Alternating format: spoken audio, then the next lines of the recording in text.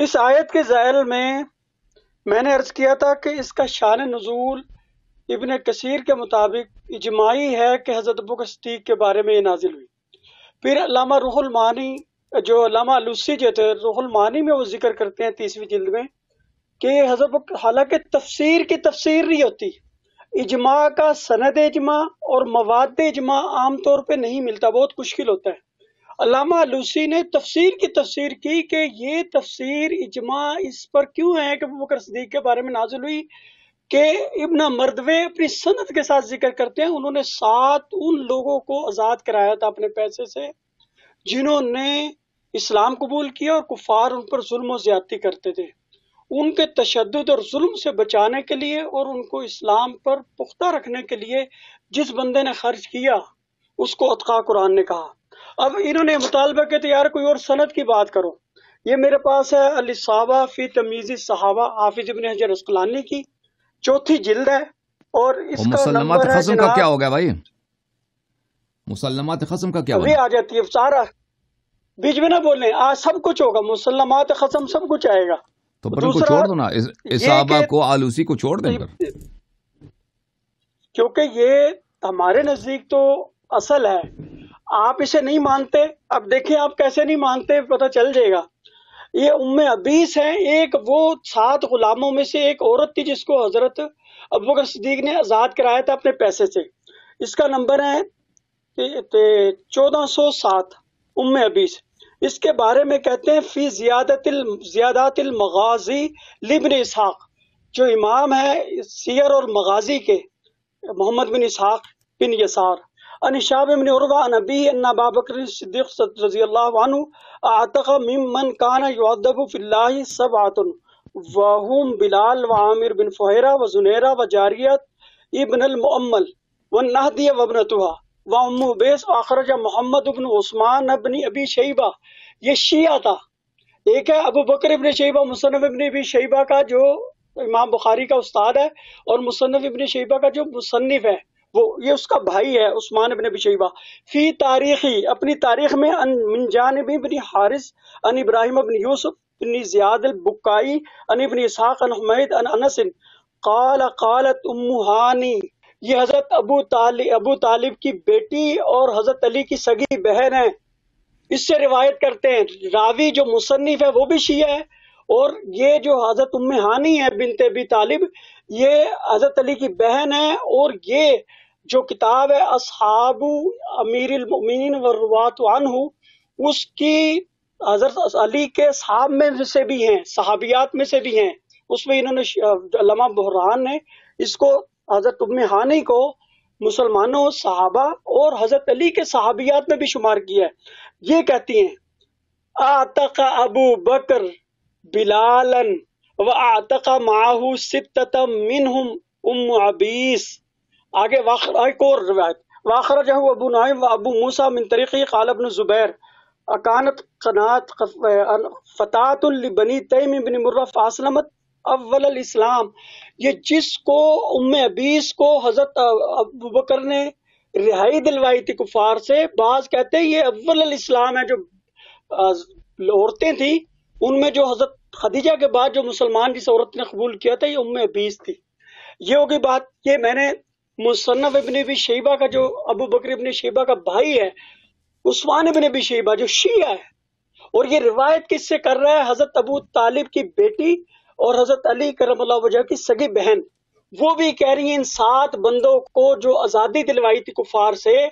اب حضرت ابو طالب کی بیٹی حضرت علی کرم اللہ وجہ کی بہن اگر جانتی کہ ابو قحافہ چکلا چلاتا تھا، وہ ہیرا منڈی اس نے کھولی ہوئی تھی، تو پھر یہ ذکر کرتی کہ بھئی اس لائق نہیں تھا، یہ اس کی حیثیت نہیں تھی۔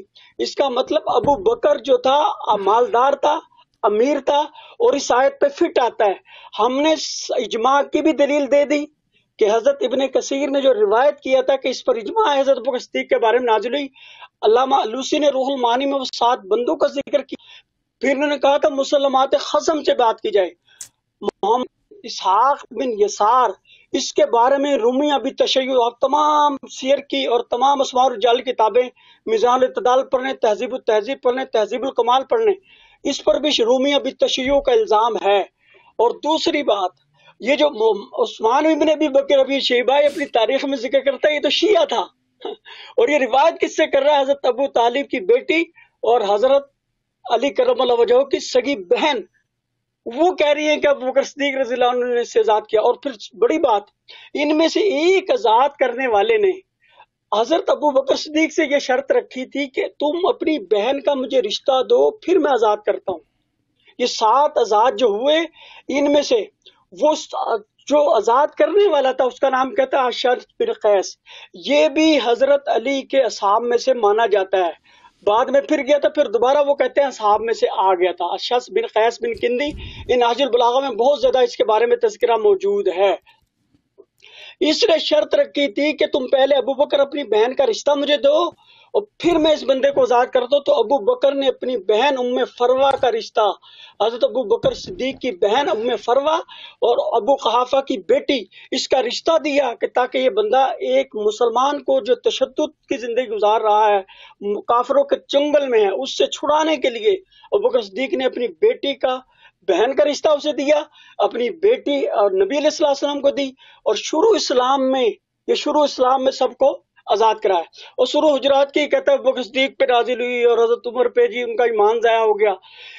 اسی سورہ حجرات میں انما المؤمنون اخوہ، انما المؤمنون اخوہ، یہ تفسیر اصفا اور تمام یہ شیعہ تفاسیر میں، یہ اصفا 2 جلدوں میں ہے، تقریباً 2600 صفحات پر عربی میں ہے۔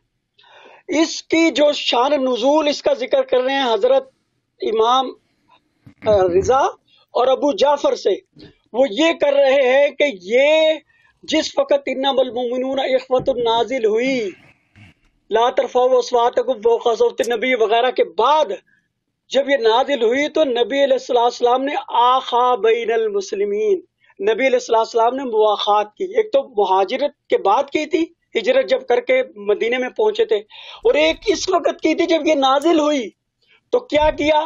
آخا بین ابی بکر و عمر و عثمان و عبد الرحمن و علی و بینہ، نبی علیہ السلام نے مسلمانوں کے درمیان مواخات کی، ابو بکر، عمر، عبد الرحمن اور علی، عثمان اور علی اور اپنے درمیان۔ تو اس سے پتہ چلا اگر وہ اس کے نزدیک کافر ہو گئے تھے، پہلے ان کے اعمال حبط ہو گئے تھے، پھر مواخات بین المسلمین انما المؤمنون اخوۃ کے تناظر میں آپ نے ابو بکر، عمر وغیرہ سب کی وہ جو مواخات کیوں کی کہ یہ بھی بھائی بھائی ہیں؟ تو اس سے پتہ چلا ان پر وہ فٹ نہیں آتی تھی۔ اگر فٹ آتی ہوتی تو نبی، اور وہ قرآن کی آیت جو میں نے پڑھی شان نزول جس پر اجماع ابن کثیر نے کیا اور اس پر میں نے دلائل دے دیے، وہاں یہی ہے وَسَيُجَنَّبُهُ الْأَتْقَى، کہ اللہ کے علم ازلی اور کلام نفسی میں یہ شامل ہے، یہ بندے کے ساتھ کبھی جہنم اور دوزخ اور کسی قسم کی رجس آ ہی نہیں سکتی۔ اور میں نے جو عرض کیا تھا انما الخمر والمیسر، یہ جب ہم بیچ میں اشارہ کرتے ہیں نا، کچھ آیات کے الفاظ چھوڑ دیتے ہیں، وہ ہم اشارہ کرنا مقصد ہوتا ہے۔ انما الخمر والمیسر، بیچ میں اور بھی الفاظ ہیں، رجس من عمل الشیطان، اور میں نے عرض کیا تھا جو رجس ہوتا ہے یہ ہمیشہ بندے کے ساتھ لگتا ہے پھر علیحدہ ہوتا ہے۔ اور یہاں فرمایا کبھی ابو بکر صدیق کے قریب آگ دوزخ آ ہی نہیں سکتی، رجس کے وہ بالکل پاک اور اتقا ہے۔ کائنات میں کیا تمام انبیاء کے حوارین اور صدیقین، شہداء، صلحاء میں جو سب سے متقی پرہیزگار ہے وہ ابو بکر صدیق ہے، اور ابو بکر صدیق کی گواہی قرآن نے دی۔ اور میں نے کہا تھا یہ جملہ خبری ہے، جملہ خبریہ میں نسخ نہیں آتا۔ اگر جملہ خبریہ میں نسخ مانو گے تو قائل کا جھوٹا ہونا لازم آئے گا، اس میں ترمیم بھی نہیں ہو سکتی۔ تو ابو بکر صدیق رضی اللہ عنہ اگر وہ نبی علیہ السلام کے سامنے بول کر اپنے گناہ اقرار کر گئے تھے تو پھر یہ آیت جھوٹی بنے گی۔ پھر میں نے جو سورہ مجادلہ کی آیت پیش کی تھی، نبی علیہ السلام کو اللہ تعالیٰ نے فرمایا لا تجد قوما یوادون من حاد اللہ۔ اب وجدان جو ہے 7 بندوں پہ بولا جاتا ہے، بلکہ 10، ملاقاتی، ساتھی، صحابی، سسرالی رشتہ دار، اولاد، ازواج، اور وہ زبان جو آپ کے رشتہ دار نہ ہو، قبیلے دار نہ ہو، لیکن سچے پکے ہوں، ان پر، اور وہ لوگ جنہوں نے آپ کو نہیں دیکھا لیکن صدق دل اور اخلاص سے آپ پر اسلام قبول کیا، نسبتی جس کو ہم کہتے ہیں، یہ 10 قسم کے لوگوں میں قرآن کہتا ہے لا تجد قوم یوادون، آپ ایسی قوم کو نہیں پائیں گے، آپ ایسی قوم کو پا ہی نہیں سکتے جو اللہ رسول کے دشمنوں کے ساتھ مواخات کر لے، ان کے ساتھ دوستی کر لے، ان کے ساتھ بیٹھ جائے، ان کے ساتھ رشتہ داری کر لے، ان کا ساتھی ساتھ لے لے، ان کو صحابی بنا لے، ان کو کسی قسم کے نرمی یا شفقت یا کسی قسم کے معاملات میں شریک رکھے۔ اب اگر یہ آیت قرآن میں موجود ہے تو پتہ چلا نبی علیہ الصلوۃ والسلام کے تمام صحابہ کے لیے ہے، اور جو اتقا ہے اس کے لیے تو بطریق اولا ہوگی۔ اس کو کہتے ہیں دلالت النص، ادنا سے اعلیٰ کی تعان میں ولا تقل لہما اف، یہ عبارت النص ہے کہ اپنے ماں باپ کو اف نہ کرو۔ کیا تھپڑ مارنا جائز ہے؟ نہ، جب اف کرنا حرام ہے تو تھپڑ گالی دینا اس سے بڑا حرام ہے۔ تو جب لا تجد قوم یوادون کہا کہ پوری قوم میں بھی ادنا سے ادنا صحابی یہ نہیں رکھتا عادت کہ دشمن رسول خدا کے ساتھ بیٹھ جائے، اس کے ساتھ ہنسی مذاق کرے، اس سے رشتہ داری کرے، اس کے ساتھ رہے، اس کے ساتھ کھانا پینا کرے، اس کا ساتھی بن جائے، اس کا مسافر بن جائے، یا اس کا صحابی بن جائے، رشتہ دار بن جائے، اس میں سے رہے۔ اور مسلمان اپنے آپ کو منافق وہ نہیں ہو سکتا، مرتد نہیں ہو سکتا، مشرک نہیں ہو سکتا۔ اور اگر اس کو نکالنا ہے، کسی کو مشرک بنانا ہے، تو نص قطعی متواتر بدیہی ضروری چاہیے ہوگی، کیونکہ یہ آیت محکم ہے، اس کا کوئی ناسخ نہیں ہے۔ اور یہ ہے لا تجدو، یہ بھی جملہ خبریہ ذہن میں رکھیں۔ اور جملہ خبریہ میں قائل کا کس لازم آئے گا؟ تجدید، اگر اس میں ترمیم ہوئی یا تبدیلی ہوئی یا نسخ ہوا، تو اللہ تعالیٰ دونوں آیتوں میں سچا ہے۔ تو معلوم ہوا نبی علیہ الصلوۃ والسلام نے جو تعلق ابو بکر سے رکھا، حضرت علی نے رکھا، اپنی بیٹی دی عمر کو، اور جناب ام کلثوم نامی بیٹی دی، اور یہ سارے رشتہ دار ایسے نہیں رکھ سکتے۔ اگر یہ رکھیں گے تو قرآن کی جو سورۃ توبہ کی دوسری آیت میں نے پڑھی تھی لا تصلی علی احد منہم مات ابدا ولا تقم علی قبری، اور دوسری ایک اور آیت یا ایھا النبی جاہد الکفار والمنافقین واغلظ علیہم، اے نبی کفار اور منافقین کے خلاف جہاد کیجیے اور سختی کیجیے، پہلے والی نرمی ختم۔ اس آیت کے بعد اگر نبی علیہ الصلوۃ والسلام نے ان سے رشتہ داری رکھی، ان کو بیگمات بنا کے رکھا، ان کو سسر بنا کے رکھا، ان سے تعلقات رکھے، ان کو غزوات میں شریک کیا، ان کے ساتھ مشاورت کی، ان کو نمازوں میں شریک کیا، صحابہ کے ساتھ صلح اور بیٹھنے دیا، تو نبی علیہ الصلوۃ والسلام نے اس آیت کی خود نافرمانی کی، اور یعنی منصب رسالت، منصب نبوت، اور جو اللہ نے فریضہ عائد کیا تھا کہ آپ نے تبلیغ کرنی ہے اور جہاد کرنا ہے، ان پر سختی کرنی ہے، آپ اس سے محروم اور اس سے جدا رہے، اور یہ خود ایک بہت بڑی زیادتی ہوگی۔ اور اللہ کا رسول کبھی بھی نافرمانی نہیں کر سکتا، کبھی اللہ کے نافرمانی نہیں کر سکتا، اپنا مشن کو پورا کرے گا۔ تو اگر یہ حکم میں منافق ہوتے یا مرتد ہوتے یا ان کے گناہ جو نیکی کارہ ہو گئی ہوتی، نبی علیہ الصلوۃ والسلام ان کے خلاف جہاد بھی کرتے اور ان کو قتل بھی کرتے اور سختی کرتے، سارے صحابہ کرام کو بتاتے کہ کافر ہیں، منافق ہیں، مرتد ہیں، ان کے اعمال اکارہ ہیں، ان کے کوئی رشتہ دار نہ رکھے، کوئی بیٹھے نہ، ساتھ نہ دے، ان کے کسی طور پہ نرمی کے مستحق نہیں ہے۔ ختم ہاں ختم ٹائم آپ کی اب آپ اوکے علامہ صاحب، آپ مجھے ایک بات میرے 13.5 منٹ آپ نے 13.5 منٹ آپ نے بات کی، ایک بات مجھے بتایا، آپ شیعہ کو مسلمان سمجھتے ہیں کافر؟ شیعہ مسلمان ہیں یا کافر ہے مفتی صاحب؟ میں تو بتا چکا ہوں، ہم تو کافر سمجھتے ہیں۔ شیعہ کافر ہے آپ کے نزد؟ جمہور تو مسلمان سمجھتا ہے نا شیعوں کو، آپ کو پتہ ہے؟ نہیں، جمہور مسلمان نہیں سمجھتے۔ جمہور جماعت عمریہ کے شیعہ کو مسلمان نہیں سمجھتے؟ نہیں، آپ جمہور جماعت جو عمریہ کے خالی پاکستان کی جو علماء کی اکثریت شیعہ کو اس مسلمان نہیں سمجھتے؟ آپ کیوں جھوٹ کہہ رہے ہیں؟ نہیں، وہ منافقت کرتے ہیں، شیعہ منافقت کرتے ہیں۔ بہرحال آپ اپنی ٹرن میں بات کریں، میں جواب دوں گا اس کا، الازہر آپ بات کیجیے۔ سعودی عرب کے جو ہیئت کبار علماء ہیں، انڈیا کے جو مختلف افتاء کے ادارے ہیں، پاکستان کے سرکاری افتاء کے ادارے، یہ سب شیعہ کو مسلمان سمجھتے ہیں۔ عالم اسلام کے جتنے مفتی ہیں سرکاری اور جتنے اکثر بڑے بڑے ادارے ہیں، سب شیعہ کو مسلمان سمجھتے ہیں۔ آپ کہتے ہیں، پھر کہتے ہیں کہ اکثر شیعوں کو مسلمان نہیں سمجھتے، آپ کی بات غلط ہے۔ اچھا دیکھیں میرے محترم ناظرین، میں ٹائمر سٹارٹ کر دیتا ہوں۔ یہ حضرت پہلے دن آئے ادھر، کیا کہا کہ میں یہاں پہ آپ سے علمی مناظرہ کروں گا اور مسلمات خصم سے دلیل لاؤں گا۔ اب مسلمات خصم میں یہ پنس گئے، ابو بکر عمر کا ایمان یہ ثابت نہیں کر سکتے، اور اپنے ہی کتب سے بھی ثابت کرنے سے قاصر ہیں. شیعہ کتب کو تو چھوڑیے، انہوں نے نام ایک کتاب کا بھی حوالہ نہیں دیا، ایک شیعہ عالم کے قول کا حوالہ بھی نہیں دیا. اپنے کتابوں سے بھی یہ جتنے دلائل لے کے آئے ہیں اس سے ابو بکر عمر کا اسلام ثابت نہیں ہوتا. ایمان تو دور کی بات ہے، اسلام بھی ثابت نہیں ہوتا. وجہ کیا ہے اس کے میرے محترم ناظرین؟ وَسَيُجَنَّبُهَا الْأَتْقَى، یہ کہتے ہیں اس پہ اجماع ہے. وہ کس کی اجماع ہے؟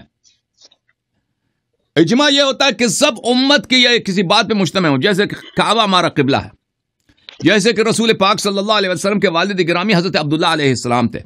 یہ اجماعی باتیں ہیں. اگر ایسی بات ہے امت میں جس میں کہ کچھ لوگ مخالف ہیں تو وہ اجماعی نہیں ہے. اب انہوں نے اجماع کے لیے جو دلیل لایا ہے وہ کہتے ہیں کہ آلوسی نے اپنے تفسیر میں ابن مردوی سے نقل کیا. اچھا، ابن مردوی سے نقل کیا. ابن مردوی نے کس سے نقل کیا؟ اسحاق ابن یسار المطلبی سے نقل کیا کہ اس نے ابو بکر نے کچھ غلام وغیرہ آزاد کیے تھے. تو میرے محترم ناظرین، انہوں نے اپنے ہی کتب سے بھی انہوں نے کوئی سند پیش نہیں کیا، اس کی تصحیح کرنے سے یہ قاصر رہے. اور جن لوگوں کا انہوں نے حوالہ دیا ہے، اسحاق ابن یسار کا انہوں نے حوالہ دیا ہے. پہلی بات ہے انہوں نے ابو بکر ابن ابی شیبہ کے بھائی کے متعلق کہا ہے کہ وہ شیعت ہے. تو یہ اس شیعہ کا مطلب یہ نہیں ہے کہ ہماری طرح وہ شیعت ہے. اس زمانے میں وہ لوگ جو عثمان پر امیر المؤمنین علیہ السلام کو افضل سمجھتے تھے، جماعت احمدیہ کے محدثین اس کو شیعہ بولتے تھے کہ اس میں اہل بیت کا حب ہے. اس کا صرف اتنا ہی مطلب ہے. بعض ایسے بھی تھے کہ وہ ابو بکر عمر پر بھی امیر المؤمنین علیہ السلام کو افضل سمجھتے تھے، لیکن بہرحال وہ ابو بکر عمر کی خلافت کو اور بیعت کو صحیح سمجھتے تھے. تو انہوں نے جو بھی کہا ہے نا کہ وہ شیعت ہے، تو یہ ایک مشترک لفظی ہے. مشترک لفظی سے کیا مراد ہے کہ یہ انہوں نے آپ کے ساتھ مکاری کیا، غداری کیا اور آپ کو دھوکہ دینے کی کوشش کی تھی. جس معنی میں آپ شیعہ سمجھتے وہ شیعہ نہیں تھے، وہ جماعت عمریہ کے کٹر علماء تھے. وہ یہ تھے کہ ابو بکر عمر کی خلافت کو صحیح سمجھتے تھے، لیکن امیر المؤمنین علیہ الصلوۃ والسلام کو ان سے افضل سمجھتے تھے. اچھا، ان کے طریق سے، ان علماء کے طریق سے یہ کن سے روایت پیش کرتے ہیں؟ نہ کسی کتاب کا حوالہ، نہ کسی تصحیح کا حوالہ کہ آلوسی نے کہا ہے کہ ابن مردوی، کیونکہ ابن مردوی کی اپنی کتاب مفقود ہے. ابن مردوی کی کتاب مفقود ہے، کسی کے پاس ہے نہیں. ٹھیک ہے، اس نے روایت کی. اب اس کی سند کیا ہے اس کو نہیں معلوم. صرف اسحاق ابن یسار مطلبی، اور اسحاق ابن یسار مطلبی ان کے اپنے نزدیک ان کے علماء نے کہا وہ زندیق تھا. اسحاق ملاحظہ فرمائیے، کتاب الکامل فی ضعفاء الرجال لابن عدی الجرجانی، جزء 7 چاپ دار الکتب العلمیہ، یہاں پہ صفحہ نمبر 254 میں محمد ابن اسحاق ابن یسار المطلبی ملاحظہ فرمائیے. معتمر نے کہا کہ لا تروی عن اسحاق فإنه کذاب، اسحاق جھوٹا ہے. یحییٰ ابن سعید قطان جو بخاری مسلم ان سب کے بڑے بڑے اعلام مشائخ میں سے ہیں، اس نے کیا کہا؟ اس نے کہا کہ ملاحظہ فرمائیے، یحییٰ ابن سعید قطان نے کہا ما ترکت حدیث محمد ابن اسحاق الا للہ، میں نے کہا، اس نے کہا کہ میں نے اللہ کی رضا کے لیے میں نے اس کی حدیث چھوڑ دی، اس کی حدیث نقل نہیں کرتا. یہ آدمی ہے ہی فراڈی. پھر داؤد طیالسی نے کہا لولا اضطرار ما رویت عن ابن اسحاق شیئا، اگر مجبوری نہ ہوتی تو میں اس سے کچھ نقل نہ کرتا. اچھا، سمعت مالک ابن انس، جو مالک کیا کہ اتنا بڑا امام ہے، اس نے کہا اسحاق کذاب ہے. مالک ابن انس نے فرمایا اسحاق دجال من الدجاجلہ، اسحاق دجال ہے. پھر روایت کرتے ہیں یہاں پر بھلے فریابی سے کہ اس نے کہا یہ زندیق تھا، یہ کافر تھا. تو اس شخص کے تضعیف میں اور اس شخص کے جرح میں روایات کم نہیں ہے. محمد ابن اسحاق ابن یسار المطلبی کہ یہ شخص اتنا فراڈی آدمی تھا. اچھا، اور یہ بھی اہل بیت علیہ السلام کے دشمنوں سے تھا، یہ منصور کے دربار میں کارندہ تھا. بارہ یہ الگ باتیں، اس کا ابھی ان سب کے تفصیل کا بھی وقت نہیں ہے، میں نے اختصار کے ساتھ جواب دینا. انہوں نے ذکر کیا ہے کہ اشعاث ابن قیس کندی شیعہ تھے. وہ شیعہ نہیں تھے بھائی، وہ خوارج میں سے تھے. ہماری کتب میں اس کا ذکر ہے، لیکن اس کا ذکر مذمت کے ساتھ ہے، تعریف کے ساتھ نہیں ہے. نہج البلاغہ وغیرہ میں اس کا ذکر مذمت کے ساتھ ہے. پھر انہوں نے کہا ہے کہ رسول اللہ صلی اللہ علیہ وسلم نے ابو بکر عمر کو بھائی بنا دیا. تو ٹھیک ہے نا، مومنین کے ساتھ تو بھائی نہیں بنایا نا. انما المؤمنون اخوہ. اگر اس کو جعفر طیار علیہ السلام کے ساتھ بھائی بناتے، سلمان کے ساتھ بناتے اور بھائی ان فقط مؤمنین بھائی بھائی ہیں. ہاں اس سے آپ اس کا کیا ہی بات ثابت کر سکتے ہیں؟ اس کے ابو بکر کو عمر کا بھائی بنایا, عثمان کو عبد الرحمن ابن عوف کا بھائی بنایا. ٹھیک ہے نا. میں صدقے جاؤں, میں قربان جاؤں نبی صلی اللہ علیہ وسلم کی حکمت پر کہ مولوی صاحب کو ابھی تک سمجھ نہیں آئی کہ پیغمبر نے ان کی ایمان کی تصدیق نہیں کیا. ٹھیک ہے, بلکہ ان کو ایک ہی کلاس میں رکھا. اچھا, پھر یہ کہتے ہیں وہی پرانی بات ہے کہ پیغمبر صلی اللہ علیہ وسلم نے ان کی بیٹی سے شادی کیا. اور بھائی پیغمبر, میں نے پچھلے ہفتے بھی آپ کو کہہ دیا, آپ نے کو کیوں نہیں سمجھ آ رہا ہے؟ پیغمبر صلی اللہ علیہ وسلم نے یہودی کی بیٹی سے بھی شادی کیا, صفیہ بنت حیی ابن اخطب, اس سے محبت تھا. اب یہودیوں سے محبت تھا نبی صلی اللہ علیہ وسلم کو. اور مجھے بتاؤ نا, اور حضرت ضرب اللہ مثلا للذین کفروا امرأة نوح وامرأة لوط كانتا تحت عبدین من عبادنا صالحین. حضرت نوح علیہ السلام کی بیوی غلط عورت ہے, حضرت لوط علیہ السلام کی بیوی غلط ہے. اور یہ آیا بھی اس سے کنایہ ابو بکر, عائشہ اور حفصہ ہیں, آپ کے اپنے مفسرین نے کہا. تو ان کو بھی ان سے محبت تھی کیا؟ اچھا, اب میرے محترم ناظرین, انہوں نے کہا ہے کہ بسم اللہ الرحمن الرحیم, قرآن مجید فرقان حمید کی آیہ مبارکہ ہے, سورہ مبارکہ الحدید میں, اعوذ باللہ من الشیطان الرجیم, لا تجد قوما یؤمنون باللہ والیوم الآخر یوادون من حاد اللہ ورسولہ صلی اللہ علیہ وآلہ. تم اس کو ایسے قوم دنیا میں نہیں ملے گی کہ جو اللہ اور یوم آخر پر, روز قیامت پر ایمان رکھتے ہیں, رسول اللہ صلی اللہ علیہ وآلہ وسلم کے دشمنوں سے وہ محبت کریں. کہ یہ ان کا مقصد یہ ہے کہ رسول اللہ صلی اللہ علیہ وسلم نے ابو بکر عمر سے محبت کیا, لذا یہ دلیل ہے کہ ابو بکر عمر مومن تھے, مسلمان تھے. تو اس کا جواب یہ ہے کہ رسول پاک صلی اللہ علیہ وسلم نے ان سے کبھی محبت نہیں کیا. آپ کو ثابت کرنا چاہیے آپ ہمارے کتب سے کہ پیغمبر صلی اللہ علیہ وسلم کو دوست رکھتے تھے. صرف حسن صحبت, حسن معاشرت یہ دلیل نہیں ہے کہ وہ رسول پاک صلی اللہ علیہ وسلم ان سے محبت کرتے تھے, کیونکہ پیغمبر صلی اللہ علیہ وسلم کفار کے ساتھ بھی حسن صحبت رکھتے تھے, مشرکین کے ساتھ بھی وہ حسن معاشرت رکھتے تھے. ملاحظہ فرمائیے, منافقین کے ساتھ بھی. یہ کتاب ہے صحیح مسلم بشرح النووی, صحیح مسلم بشرح یحیی بن شرف النووی, جزء 15, چاپ دارالفکر, سنہ 2009 دارالفکر بیروت میں چھپی ہے. اس میں صفحہ نمبر 89 میں یہ مسلم کی حدیث ہے. اس میں اس آیہ کا شان نزول ہے, اعوذ باللہ من الشیطان الرجیم فلا وربک لا یؤمنون حتی یحکموک. حدیث نمبر ہے 2357. حدیث یہ ہے عزیزو کہ عبداللہ ابن زبیر, معاف کیجیے گا, زبیر ابن العوام, جو رسول پاک صلی اللہ علیہ وسلم کی پھوپھی کے لڑکے ہیں, اور ایک انصاری کے درمیان جھگڑا ہو گیا. وہ انصاری بھی بدر کا مجاہد تھا, بدری بھی تھا. وہ اس بات پر کہ باغ کو پانی دینے کے مسئلے پر جھگڑا ہو گیا آپس میں. تو یہ دونوں آئے رسول پاک صلی اللہ علیہ وسلم کے پاس. رسول پاک صلی اللہ علیہ وسلم نے فرمایا, اسقی یا زبیر ثم ارسل الماء الى جارک. اے زبیر, تو پانی اپنے درختوں کو پانی دے دے, پھر اپنے پڑوسی کو پانی دے دے, پانی اس کے حوالے کر دے.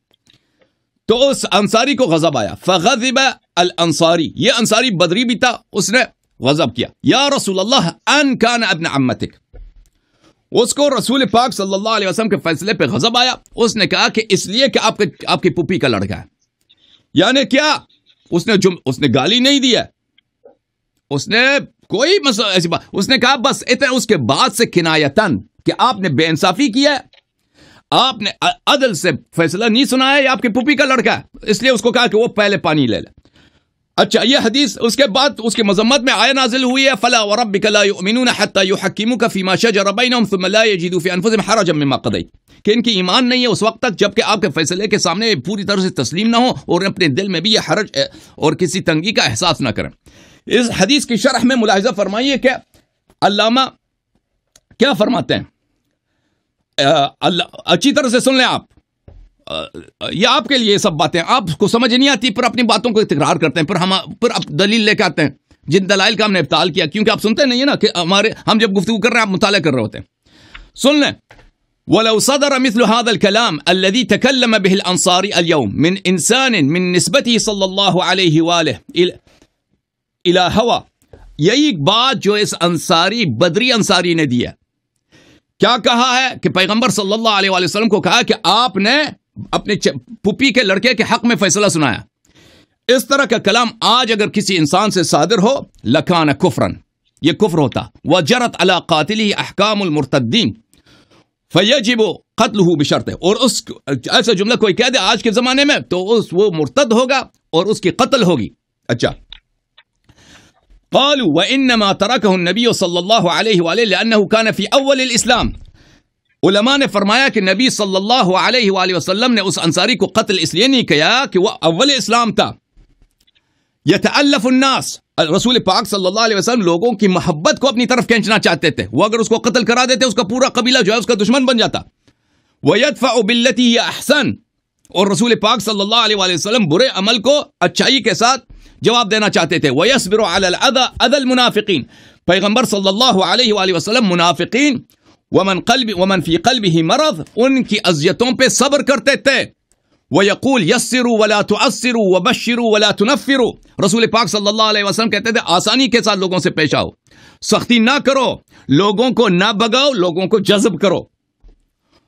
وَيَقُولُ لَا يَتَحَدَّثُ النَّاسُ أَنَّ مُحَمَّدًا صلی اللہ علیہ وآلہ يَقْتُلُ أَصْحَابَهُ، اور فرماتے تھے کہ اگر میں ان کو قتل کر دوں تو لوگ کہیں گے کہ نبی پاک صلی اللہ علیہ وسلم اپنے دشمنوں کو قتل کرنے لگے ہیں. وَلَا تَزَالُ تَطَّلِعُ، اللہ نے ان سے کہا وَلَا تَزَالُ تَطَّلِعُ عَلَى خَائِنَةٍ مِّنْهُمْ إِلَّا قَلِيلًا مِّنْهُمْ. اے حبیب صلی اللہ علیہ وآلہ، صحابہ ہمیشہ آپ سے خیانت غداری کرتے ہیں. ولا یہ کس کی ہے؟ یحییٰ بن شرف النووی. اور اسی طرح قاضی عیاض کی شرح میں بھی یہی ہے کہ لا تزال تطلع على خائنته، ہمیشہ تو ان کی غداری دیکھتا ہے. فاعف عنهم الا قليلا منهم، قلیل ہیں جو غدار نہیں ہیں، باقی سب خائن ہیں. فاعف عنهم واصفح، ان کو معاف کر دو، ان سے درگزر ہو جاؤ. اچھا، ان اللہ يحب المحسنین، اللہ تعالی محسنین سے محبت کرتا ہے. ملاحظہ فرمائیے میرے محترم ناظرین، یہ کتاب ہے بخاری، میں نے پچھلے ہفتے بھی حضرت کو دکھا دیا تھا، پتہ نہیں ان کو سمجھ کیوں نہیں آتی کہ نبی کریم صلی اللہ علیہ وسلم منافقین سے کبھی جہاد نہیں فرمایا. منافقین سے ہمیشہ انہوں نے حسن صحبت سے پیش آیا ہے. منافقین کا سردار کون تھا؟ منافقین کا سردار جو بلکہ سردار نہیں تھا، سردار میں اصل وہ سورہ حجرات والے. سردار وہ کون ہے منافقین کا ظاہر میں؟ عبداللہ ابن ابی ابن سلول. بخاری صفحہ نمبر 898 روایت یہ ہے عزیزو، حدیث نمبر 4902، یقولون رجعنا الى المدینہ، کہ عبداللہ ابن ابی نے رسول اللہ صلی اللہ علیہ وسلم کو گالی دی. اس کو کہا کہ نستجیر باللہ الاذل، ذلیل ترین شخص. اگر یہ قرآن کی آیت نہیں ہوتا کون اس کا ترجمہ کر سکتا؟ تو نبی صلی اللہ علیہ وسلم نے فرمایا دعہ لا يتحدث الناس ان محمدا صلی اللہ علیہ وآلہ يقتل اصحابہ، اس کو قتل نہ کرو، اس نے مجھے گالی دیا ہے. کہ لوگ کہیں گے کہ پیغمبر صلی اللہ علیہ وآلہ وسلم اپنے اصحاب کو قتل کرتے ہیں. اب ملاحظہ فرما، جب یہی مر جاتا ہے، یہی محمد عبداللہ ابن ابی ابن ابی سلول، صفحہ نمبر ہے 230، حدیث ہے کیف یکفن المیت، میت کی کیسی ہوتی ہے. یہاں باب ہے، ایک منٹ، باب یہی ہے،